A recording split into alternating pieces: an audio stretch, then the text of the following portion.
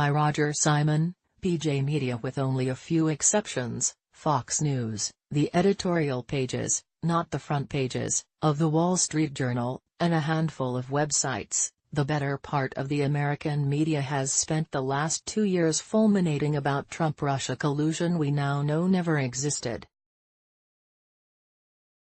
No need for the volume when the faces tell it all. #No collusion #Mueller report pic.twitter.com/kjexfo, Laura Ingraham, @IngramEngle, March 23, 2019. Actually, we always knew that, but finally, it's official. It was always a bunch of, excuse the expression, trumped-up baloney that made no sense except to those who wished so deeply to believe it was true. Which makes the people who were doing that fulminating, media, politicians and, usually retired, intelligence figures, who were, as is becoming increasingly clear, betraying the American constitutional system with impunity, sick and evil. That may sound extreme, but it's the all-too-obvious truth. What they did is unforgivable, particularly since few, if any of them, will have the honesty or basic morals to apologize. Some, however, may go to jail. The provenance of what happened also couldn't be more obvious. People who considered themselves elite guardians of our country were so appalled by the possible election, and then the actual election, of the barbarian Donald Trump, they thought nothing of breaking the law and then exploiting it to bring Trump down. In so doing, consciously or unconsciously, they expressed their utter contempt for roughly half of their fellow citizens, not to mention their disdain for the electoral process and the law many of them swore to uphold.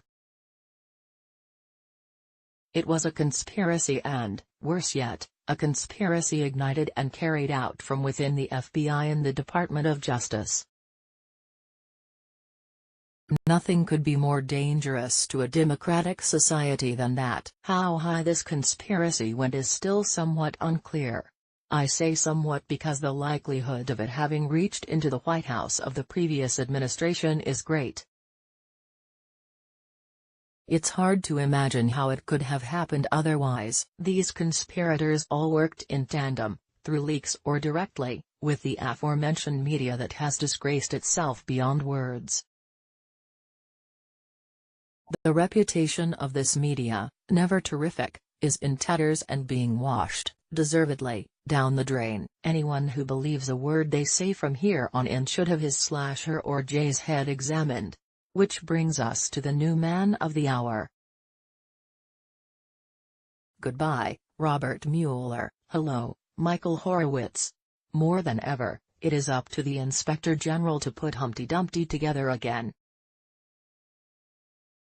He tiptoed up to the door in his investigation of the Hillary Clinton email scandal and then fled timorously away. This time it will not be so easy to participate in the cover-up.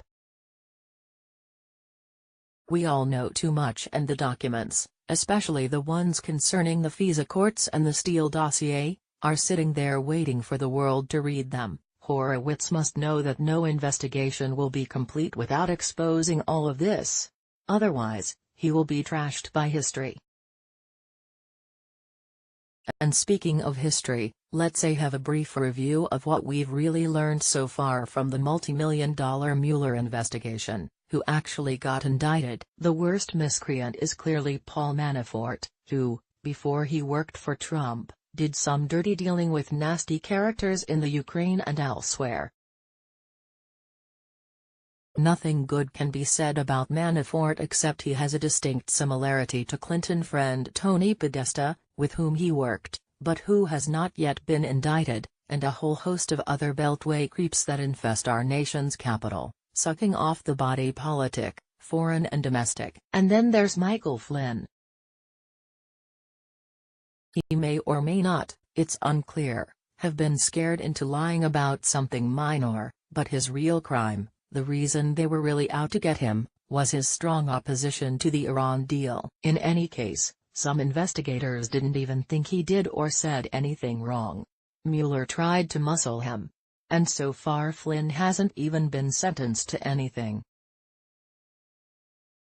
It keeps getting postponed for some reason. Will he be? Who knows? But Trump will doubtless pardon him anyway and should. Read more here.